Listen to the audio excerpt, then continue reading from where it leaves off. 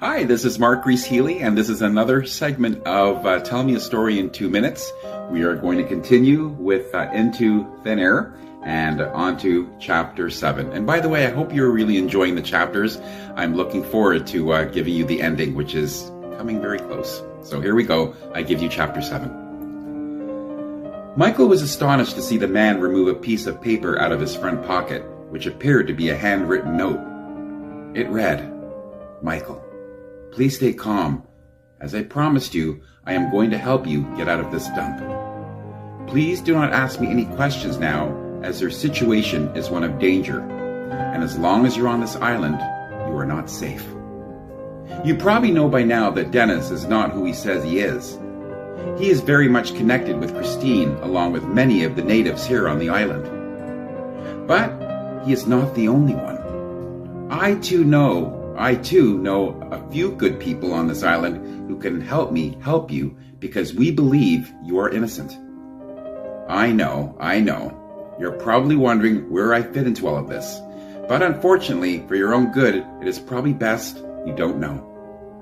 All I can tell you is Christine, your wife, was not a good person, and she never loved you. For reasons I cannot get into, she had no intentions of returning to her life with you. And as hard as it will be for you to believe, she wanted you out of the way. I am sure you can read between the lines when I tell you she wanted you dead, and yet it was her who went to meet her maker.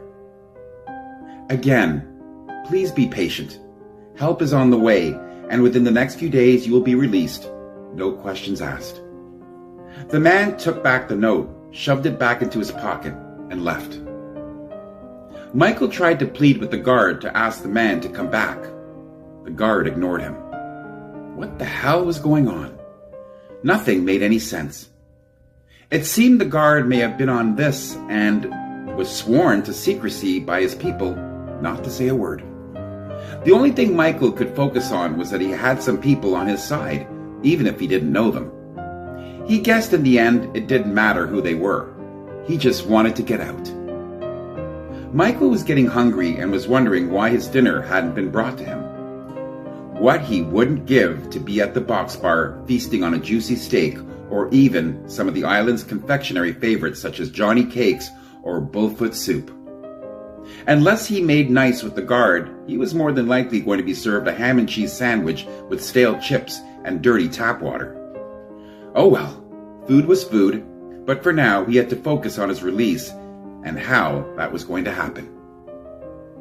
When the food finally came, instead of digging in, he tossed the tray aside to think about the last 48 hours and how he had gotten to this point, and more importantly, trying to absorb the mere fact that he knew absolutely nothing about Christine, who she was, and why she conned him. While he stared at the wall, he shook his head, trying to think what on earth he had done to her and why she had waited 5 years to turn into this diabolical bitch. None of it made any sense. As Michael stared down at his food, he began to take small bites out of his sandwich, thinking and thinking over and over why Christine would go to such lengths to lure him to St. Thomas, only for the tables to turn around on her. Michael was still alive, and Christine was dead. Did this mean Michael had gotten the last laugh? Had he beaten her at her own game? Michael began to shake his head with some doubt that this nightmare was far from over, that there was still a missing piece of the puzzle. Michael would soon find out because just as he was finishing his dinner, the guard stood outside of his cell to let him know that he had another visitor. 2 visitors in 1 hour. Michael could hardly wait. Well, there you have it, Chapter 7. As I mentioned, we're getting closer to the end. We've got Chapter 8 and then the piece de resistance, the prologue, or the epilogue rather, sorry. So until next time, tune in for Chapter 8. This is Reece Healey signing off for Tell Me a Story in 2 Minutes. See you soon.